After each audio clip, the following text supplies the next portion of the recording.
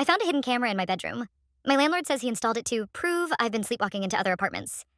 The first time I saw the red light, I thought it was a reflection from the street. My bedroom window faces the alley, and cars sometimes send strange patterns across the wall. But this light didn't move. It pulsed, slow and steady like a tiny heartbeat near the ceiling vent. I was already having trouble sleeping. New city, new job, paper-thin walls where I could hear my neighbors argue through the night. I told myself it was a smoke detector, rolled over, and forced my eyes shut. It was still there the next night.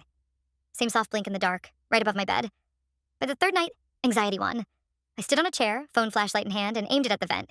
The light bounced off plastic, black, square, with a pinhole lens in the center. Not a smoke detector, a camera. My first reaction was confusion. Then the realization hit so fast I almost fell off the chair. It had been watching me sleep. Changing. Crying. Everything I did alone. I yanked it out, heart hammering, and marched to the landlord's unit on the ground floor, the camera clutched in my fist like a weapon. He opened the door in slippers and a bathrobe, utterly calm. Late for a visit, isn't it? I held up the device. This was in my bedroom vent, pointed at my bed. Do you want to explain that? He didn't deny it. He just sighed as if I were a child throwing a tantrum. I was going to talk to you about this, he said. We've had complaints. Complaints? I repeated. About me? He stepped aside and gestured me in. His living room smelled faintly of old coffee and something metallic. On the coffee table sat a laptop, already open, a tangle of cables connecting to a small black box. You've been sleepwalking, he said. Into other people's apartments. Tenants are scared. One said you stood over her bed for 10 minutes, just staring. My stomach turned. That's ridiculous. I would remember something like that. He clicked a folder on the screen labeled with my apartment number.